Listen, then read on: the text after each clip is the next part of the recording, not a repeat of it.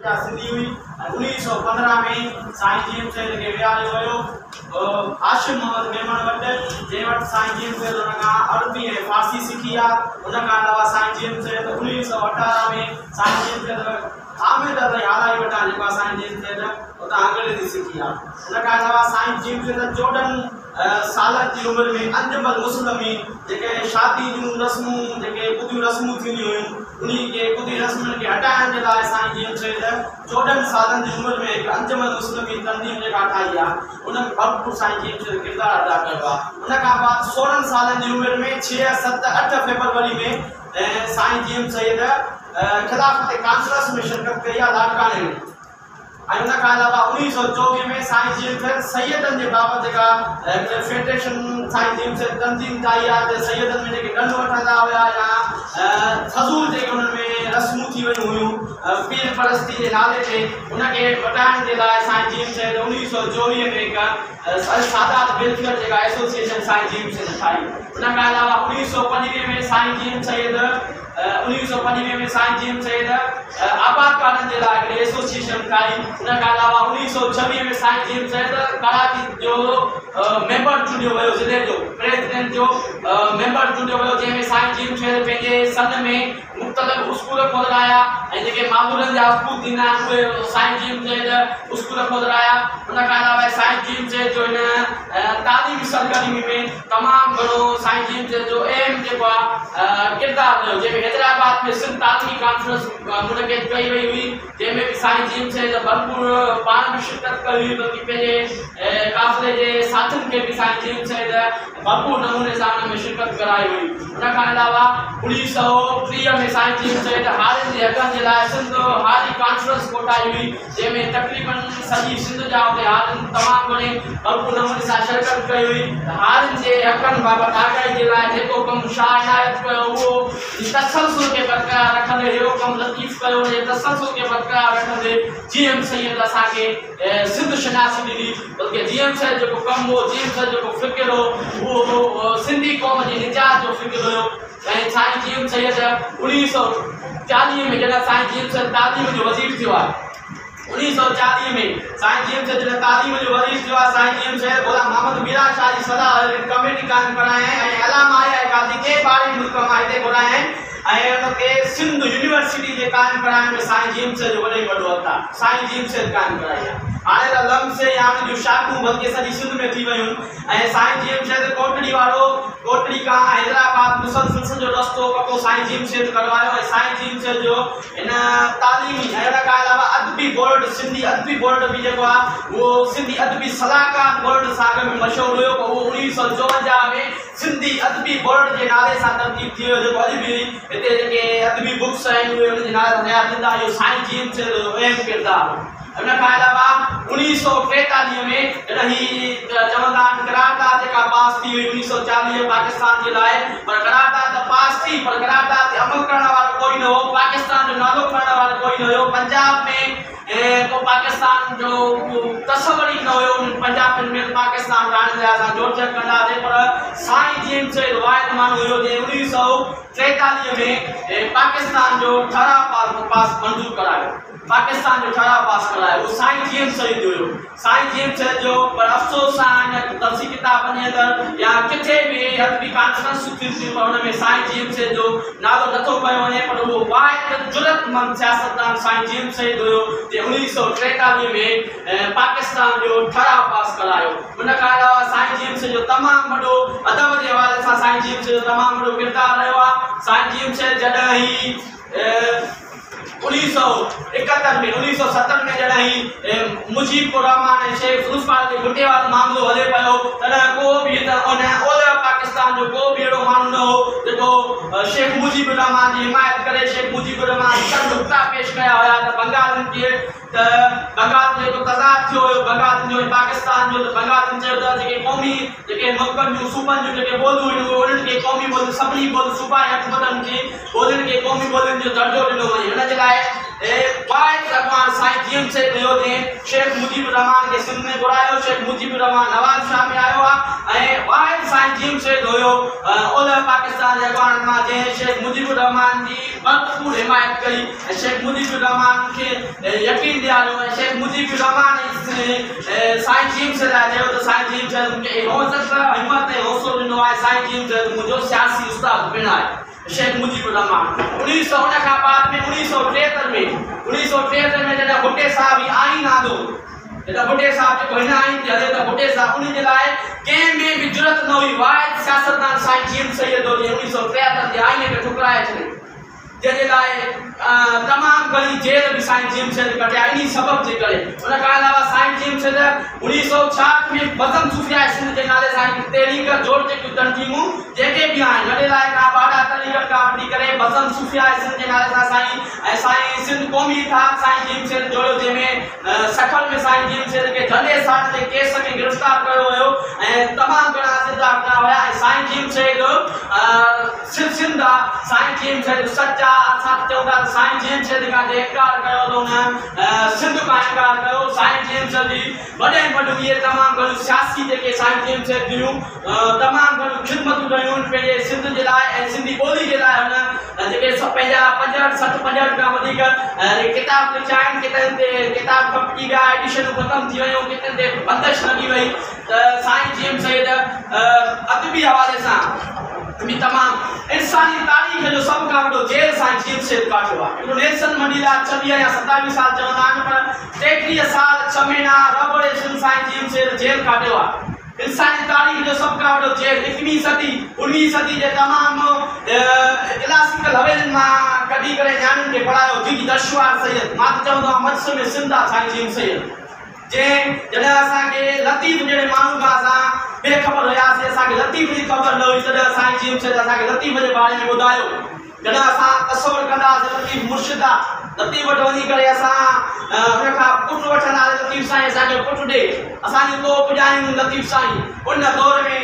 साईं जीम शहीद जी वाहिद ज़रूरतमंद सियासतदान हो जे पैगाम लतीफ़ जहिड़ो किताब लिखी करे उहो असांखे पैगाम करे लतीफ़ असांजो क़ौमी शाइर आहे सोशल साइंटिस्ट आहे छो त जेके बि पंहिंजे दौर जा पैगंबर हूंदा आहिनि जेके पंहिंजे दौर जा वली हूंदा आहिनि उहे सोशल साइंटिस्ट ई हूंदा आहिनि ऐं पंहिंजे समाज जी अकासी कंदा आहिनि उहो साईं जीम शहीद हुयो जंहिं चयो त लतीफ़ असांजो अवामी मज़ामती जेको आहे शाइर आहे लतीफ़ साईं जीम शहीद असांखे सिंध शनासी ॾिनी साईं जीम शहीद चाचो हफ़ीज़ कुरैशी चवंदो त साईं जीम शहीद असांखे पंहिंजी विसरियल सिंध यादि ॾियारी किताबनि जे अंदरि सिंधूअ जी सान्या जहिड़ो किताब साईं जीम शहीद लिखो हुन में मज़हब जे बाबति साईं जीम शहीद असांखे ॿुधायो तमामु घणो ऐं अदब जे लाइ जॾहिं असां मोहबत जहिड़े लफ़्ज़ खां वाक़िफ़ हुयासीं ऐं मोहबत खे तमामु घणो ग़लति रूप रंग ॾेई पेश कयो वेंदो हुयो जंहिंमें साईं जीम शहीद दया दिल दास्तान मोहबत किताब लिखी करे असांखे मोहबत जहिड़े मसइले खां रोशनास करायो ऐं साईं जीम शहीद वाहिद सियासतदान हुयो जेको कॾहिं बि कंहिं हिन शख़्स आर न मञी ही चवंदा आहिनि कि शायदि चयो न ही जो ओड़ो झूर आर न मञे मूर इन जे लाइ साईं जीम शहीद लाइ इहो लफ़्ज़ चयो वियो त हिन जी ज़रूरतमंदी हिन जी बहादुरी त कंहिं वेठे चयो त असां न्याज़ हुमायूं शाइर आहे क़ौमी शाइर ने चयो त असां अरबनि जा गुनाह माफ़ करे छॾियासीं त हुनने असांजे बदिले में असांखे लतीफ़ ॾिनो असांखे जीम शहीद ॾिनो पर हुनखे आरेसर साहिबु चयो न अरब तक़रीबन अधु दुनिया जे वञी क़ाबिज़ थिया आहिनि पर हुते लतीफ़ ऐं जीम शहीद पैदा न थी सघिया आहिनि जो सिंध जी मिटी जो कमाल आहे जो सिंध जो कमाल आहे जो जीम शहीद जो रब पैदा थियो बेहतरीन जॾहिं शेख मुजीबुर रहमान नवाब शाह में आयो पए जॾहिं हुते कंहिं सिंधी स्टेट सेक्रेटरी लतीफ़ जो शेर पढ़ियो त शेख मुजीबुर रहमान चयो अहिड़ो इनकलाबी शाइर तव्हां वटि मौजूदु आहे त सिंधी क़ौम बेदार छो नथी थिए पंहिंजे हक़नि जे लाइ पंहिंजे वसीलनि जे लाइ सिंधी क़ौम बेदार छो नथी थिए उहो साईं जीम शहीद हुयो जंहिं असांखे साईं जीम शहीद जो असूल हो साईं जीम शहीद चवंदो सियासत में माण्हू अचे सियासत में माण्हू संजीदगी वठे जेकॾहिं पाणी तव्हां जे नौजवाननि जे ॿार हिकिड़े दफ़े आपदा परवीन ॻाए वेठी ऐं साईं जीम आपदा परवीन हिकिड़ो नौजवान वियो फरमाइश करण जे लाइ ऐं हुन खां साईं जीम शहीद जो करीम बख्श निज़ामानी शायदि ॿियो वॾो पैसे वारो वियो आपदा परवीन नौजवान जी जेको आहे फरमाइश ॻाई त रेस जेको हुयो साईं जीम से ता कावड़ो त चेता मुनी छोकरे जे वात गाड़े छोकरे ता फरमाइश गायो ता पर मुजी रेस जी इज्जत ना है ता पर साईं जीम से चयो त मुके पीर छडेगा मुके मीर छडेगा मुझे नौजवानी आए मुझे फिक्र जा साले वारिस थी बी रहंदा इन्हीं जे लाइ अॼु जे नौजवान ते ज़िम्मेवारी आहे त हू सैयद खे पढ़नि सैयद तमामु घणो मज़हब जे मामले में मज़हब जी कटरपणी मज़हब जी इंतहा पसंदि थी वई हुजे साईं जीम से जीअं ॾिठो आहे मूं जहिड़ो किताब थो ॾे सिंधी क़ौम खे पेश थो करे साईं जीम से दुनिया जो वाहिद सियासी अॻवान आहे जे 33 सालनि जे 33 साल 6 महीननि जी उमिरि में साईं जीम से हिकिड़ो अरसो जेल में वियो आहे उहो बि साईं जीम से जेल वियो आहे जज जेको आहे ॿिए दरवाज़े खां भॼी वियो आहे ऐं साईं जीम से त पंहिंजो अदालती बयान पाण छपरायो आहे सिंध ॻाल्हाए थी वो साईं जीम से सियासी अॻवान आहे इन्हीं जे साईं जीम से जे लाइ ॻाल्हाइण जे लाइ केतिरा ई किताब लिखी सघनि था ऐं साईं जीम से आरेसर साहब किताब लिखायो बि आहे छा त शख़्स हो जंहिंमें हुन कमाल जी तहरीर लिखी आहे साईं जीम शहीद पंहिंजे सिंधी क़ौम सां ईअं प्यारु कंदो हुयो ईअं प्यारु कंदो जीअं माउ पंहिंजे पुट सां प्यारु कंदी आहे मां में जुमन दरबदर हकीअ जनम वर्बो में कहां लिखियो आहे त असां थाणे बोला खान या काज़ी अहमद खान जॾहिं रात जा 12 थी विया असां 3 ॾींहंनि जे असां सफ़र ते हुयासीं तंज़ीमी सफ़रनि ते हुयासीं असांखे मानी नसीब न थी असां रात जो वियासीं साईं वटि उन टाइम सन में को बि होटल वग़ैरह न हूंदो मानी साईं वटि हूंदी हुई हू जॾहिं 12 वॻे पहुता त साईं जे कमरे जे भरिसां वञी वेठा कहिड़े नमूने सां वेठा त हुननि सोचियो त साईं खे ख़बर न पए त असां आया आहियूं ऐं सुम्ही रहंदासीं 12 टाइम थी वियो आहे साईं खे छा जे लाइ तकलीफ़ में मानी लाइ हिननि खे बुख बि तमामु घणो वरायो ऐं साईं जीम से ख़बर पई त हिन शोर थो अचे आवाज़ थो अचे या केरु साईं जीम से लठ वराए करे अबा कहिड़ा आहियो त जुमन दरबदर असां आहियूं अबा मानी खाधी अथव साईं मानी खाधी आहे पर साईं जीम से हिकदमि वियो पंहिंजे घर पर हुननि सम्झो त साईं जीम से वञो साईं जीम से वञी सुम्ही रहियो पर साईं जीम से खीर जी चोंडी ऐं उहा मानी खणी आयो पए साईं जीम सैयद पर हुन साईं जुमन दरबार चयो साईं असां त मानी खाधीसीं पर साईं जीम सैयद उहो चयो त जेका माउ खां को बि जेका औलाद ॿुधो नथो रही सघे इन जे लाइ जुमन दरबार रोई करे चयो क़ौमी कारकुन जी जेका हिकु बुख आहे उहा माउ ॼाणे थी ॿियो आहे त जीम सैयद आहे उहो माण्हू को भी हिन मौजूदा वक़्त में या बाद में जीएम से जड़ो अगवान पैदा न थी सकियो आहे जो एतिरे हद ताईं पंहिंजे क़ौमी कारकुननि सां प्यार करे सियारे जो रातियूं हुजनि त साईं जीम से अधु राति जो उथी 2 बजे 3 बजे उथी करे जेके ॾिसंदो हुयो त तमामु घणा थकिजी पिया आहिनि या सीअ में ॾकी रहिया आहिनि वटि सवड़ा न आहिनि साईं जीम से उन मथां सवड़ा विझी वेंदो ऐं ॾिसंदो जेकॾहिं ॿार जुती पयूं त कुता गिरे वञनि ओतिरे क़दुरु ताईं उहो बि साईं जीम से नज़र कंदो अहिड़ो मानी पंहिंजे हथनि सां खाराइण इन क़ौम सिंध शनासी ॾिनी सभिनी किरदारनि खे खणी आयो वॾी में वॾी ॻाल्हि आहे सिंधी कल्चर जे बाबति साईं जीम से असांखे ॿुधायो त सिंधी कल्चर छा आहे ऐं सिंध जे हर किरदार खे खणी आयो राजा डार खे खणी आयो राजा डार जे बाबति साईं जीम से जो पहिरियों सूरमो कोठे थो साईं सिंध जा सूरमा में इन अदब जे हवाले सां साईं जीम से अदबी वर्ड जेका कम कया तमामु घणा अहिड़ा कम कया जेके साईं को बि दुनिया जी तारीख़ में अहिड़ो कमु को बि न आहे करे सघियो पर असां साईं जीम से हमेशह सियासत में साईं जीम से चयो त सियासत में संजीदगी अख्तियार कयो ऐं सियासत में सादगी पसंदि इंसान जो जीअं महात्मा गांधी तमामु घणो सादगी पसंदि इंसान हो ऐं साईं जीम से जॾहिं को माण्हू जेलनि मां आज़ादु थींदो हुयो त साईं जीम से उन खां पुछंदो हुयो त कहिड़ा तकलीफ़ आहे ऐं छा महसूसु कई हिकिड़ो दफ़ो आरेसर साहिब खां पुछियो हुई तूं छा महसूसु कयो त चई त आरेसर साहिब चयुसि त मूं हर जेको मूंखे फटको लॻो मां ईअं महसूसु कयुमि त सिंध मूंखे चुमी ॾेई रही आहे उहे किरदार आहिनि आरेसर साहिब चयो त ही आरेसर साहिब साईं जीम से जो साले शागिर्द हो साले जेको आहे साईं जीम से जो पैरोकार हुयो साईं जीम से जो सादगी पसंदि थियो काटन जा वॻा वॾियूं सलवारूं हुजनि इहे असांखे का ज़रूरत न आहे क़ौम खे कुझु ॾियो क़ौम खे किरदारनि जी ज़रूरत आहे आरेसर साहिब जहिड़े किरदारनि जी जीएम सेठ जहिड़े किरदारनि जी क़ौम खे ज़रूरत आहे बशीर खान कुरैशी जहिड़नि किरदारनि जी क़ौम खे ज़रूरत आहे वक़्त जी ज़रूरत आहे साईं जीम से जो त ख़्वाहिशनि जी ग़ुलामी में ज़िंदगी में गुज़ारियो ख्वाहिशूं साईं जीएम से जो केॾे बि क्या बि ख्वाहिश हूंदी हुई उहा केॾे ख्वाहिशूं साईं जीएम से कॾहिं बि पंहिंजे सियासी कैरियर में केॾे का ॻाल्हि वणी न हिकिड़ो वॾेरो साईं जीएम से वटि आयो त तव्हांजी तंज़ीम जो मूंखे मेंबर थियणो आहे साईं जीएम से चयोसि त मूं वटि न वञ जुमन दरबदर वटि वञ साईं जुमन दरबदर वटि उहो रेस वॾेरो केजारो कराए जुमन दरबदर वटि वियो त साईं मां मेंबरशिप खपे थी जुमन दरबदर चयोसि तव्हांखे 2 साल असांखे कचो मेंबर थी रहणो पवंदो तव्हांखे मेंबरशिप कोन मिलंदी त इन जे करे हू वरी वापसि वियो साईं जीएम से वटि साईं जीएम से जुमन दरबदर कबूल न कयो मां हेॾो सारो रेस कान त हू जुमन जो फ़ैसिलो आहे तंज़ीम जो फ़ैसिलो आहे त ॾिसो त तव्हांजे साईं जीएम से वटि केतिरी क़ौमी कारकुननि जी इज़त आहे हू साईं जीएम से कंहिंजे बि फ़ैसिले में इंफ़राज़ न कंदो हुयो ऐं कंहिंजे बि फ़ैसिलनि में साईं जीएम से कॾहिं बि मुदाख़लत न कई उहो साईं जीएम से हुयो हा साईं जीएम से हर समाज जी अकासी कई ऐं समाज जे तौर तरीक़नि बाबति ॿुधायो साईं जीएम से ॿुधायो त कहिड़ा मौसम में कहिड़ा वण तव्हांजे लाइ फ़ाइदेमंद आहिनि साइंसी बुनियादनि ते साईं जीएम से तइ थियूं कयूं ऐं अवाजी दौरनि में त साइंस जो एतिरो दौर बि न हुयो साइंस जो एतिरो उरूज बि न हुयो पर उन जे बावजूद बि साईं जीएम सैयद साइंसी बुनियादनि ते तइ थियूं कयूं ऐं साईं जीएम सैयद असांखे इहो ॿुधायो सिंध शनासी ॾिनी साईं जीएम सैयद असांखे इहो ॿुधायो वतन छाखे चइबो आहे वतन सिर्फ़ु ज़मीन जे टुकड़े खे न आहे चइबो वतन हुनखे चइबो आहे जंहिंमें जाग्राफ़ी हथियूं हुजनि ऐं ॿोलियूं हुजनि जंहिंमें वसीला हुजनि पंहिंजी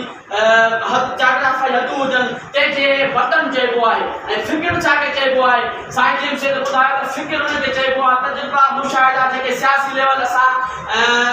गहराई सां उन्हनि ते मुतालो कयूं ऐं उनजो नतीजो कढूं उन शइ खे फ़िक्र चइबो आहे साईं जीएम सैयद पढ़ियो साईं जीएम सैयद जेकॾहिं तव्हांखे चओ त सकाफ़त में पटको